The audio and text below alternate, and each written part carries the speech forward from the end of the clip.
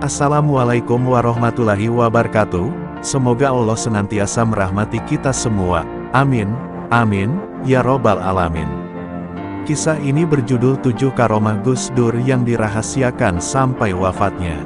Kiai Haji Abdurrahman Wahid atau Gus Dur adalah sosok ulama negarawan yang jasanya sangat besar bagi bangsa Islam dan Indonesia. Banyak jejak langkah Gus Dur yang tidak dipahami masyarakat luas baru setelah beberapa tahun sejak itu dipahami. Langkah Gus Dur memang melampaui zamannya. Gus Dur dikenang dengan banyak kebaikan yang dirasakan masyarakat luas. Tapi ada 7 kebaikan Gus Dur yang dirahasiakan sampai wafatnya. Apa saja itu berikut ini selengkapnya, karomah Gus Dur yang dirahasiakan hingga wafat. 1. Gus Dur dekat dengan pastor. Pertama, karomah Gus Dur dekat dengan pastor. Suatu ketika sahabat dekat Gus Dur, Kiai Mahfuz menyampaikan fakta kepada Kiai Marzuki Mustamar Malang, Jawa Timur tentang alasan Gus Dur dekat dengan pastor seperti Romo Mangun. Gus Dur berkata, tujuanku dekat dengan si Romo agar dia menghentikan misi kristenisasinya. Diketahui si Romo seorang misionaris, biasa mendatangi desa-desa terpencil dan membagikan sembako disertai nasihat atau ceramah kekristenan. Setelah Gus Dur dekat dengannya kemudian diajak ke tempat tersebut, akhirnya si Romo pun malu dan sungkan melancarkan misinya karena ada Gus Dur. 2. Gus Dur sering masuk gereja. Kedua karomah Gus Dur sering ke gereja. Gus Dur pernah ditanya oleh Kiai Marzuki Mustamar tentang mengapa dirinya sering berkunjung ke gereja. Gus Dur pun menjawab, "Apa tidak boleh aku ikut merawat umat yang terjajah? Apa kamu kira di gereja tidak ada umat Islam yang bekerja di sana? Apa salah bila di gereja aku menyampaikan kebenaran tentang Islam agar mereka mengetahui tentang Islam yang sebenarnya sehingga yang Muslim tetap Islam dan yang Kristen bisa masuk Islam?" Kebiasaan Gus Dur juga bertanya dan menasehati para Muslim yang bekerja mencari nafkah di gereja.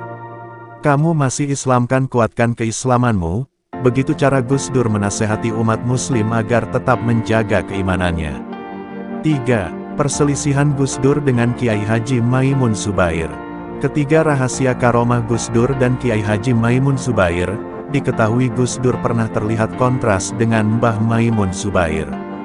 Nyatanya saat Gus Dur dituhan Mbah Maimun yang memimpin salat jenazahnya, bahkan saat peringatan 100 hari wafatnya Gus Dur, Mbah Maimun yang memimpin tahlil, dan pada saat itu pula Mbah Maimun bercerita tentang fakta yang sebenarnya tentang hubungan Gus Dur dan dirinya. Mbah Maimun kemudian menjelaskan bahwa semuanya adalah rekayasa Gus Dur agar kebaikannya tidak dibicarakan orang saat dirinya masih hidup. Saat Mbah Maimun mau mantu Gus Dur menawarkan bantuan dengan catatan tidak boleh ada yang tahu, bahkan Gus Dur merekayasa seakan-akan hubungan keduanya sedang berselisih dan tidak harmonis. Karenanya tidak heran jika setelah itu banyak yang mencibir Gus Dur dengan anggapan sebagai seorang santri yang sudah tidak perhatian dan taat pada kiainya. Padahal kenyataannya tidak demikian. 4. Wasiat sarung dari Gus Dur. 4. Karomah Gus Dur dan wasiat sarung. Setelah peringatan 40 hari wafatnya Gus Dur, tiba-tiba ada seorang bertamu ke kediaman Kiai Marzuki di Malang. Kemudian tamu itu memberikan piagam dan beberapa ratus sarung pemberian Gus Dur yang diwasiatkan kepada tamu tersebut. "Kang, kok tidak diberikan saat beliau masih hidup?" tanya Kiai Marzuki kepada tamu yang datang. "Karena ini wasiat Gus Dur," ucap tamu menjawab pertanyaan Kiai Marzuki. "Lalu kenapa pemberian Gus Dur itu mesti berupa piagam dan sarung?" Berikut penjelasannya. Diketahui bahwa Kiai Marzuki telah berhasil menguasai beberapa gereja yang di daerah Malang dengan cara mengislamkan orang di sana. Walhasil gerejanya pun menjadi kosong, lalu Kiai Marzuki membeli gereja itu dan menjadikannya madrasah. Nah, rupanya Gus Dur mendengar kabar tersebut dan berinisiatif memberikan penghargaan dan sarung sebagai bentuk dukungan pada Kiai Marzuki yang telah berhasil membuat mualaf sama orang. Namun Gus Dur sengaja tidak memberikan penghargaannya itu semasa hidupnya, semata-mata agar kebaikannya tidak diketahui banyak orang. 5. Gus Dur dan uang 3 miliar.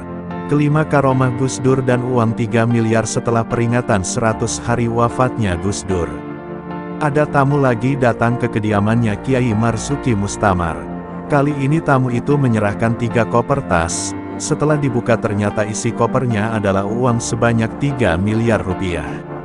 Tentu saja bukan jumlah yang sedikit. Kemudian tamu tersebut menyampaikan pesan bahwa uang tersebut adalah pemberian Gus Dur agar dibagikan kepada yatim piatu yang ada di Kabupaten Malang.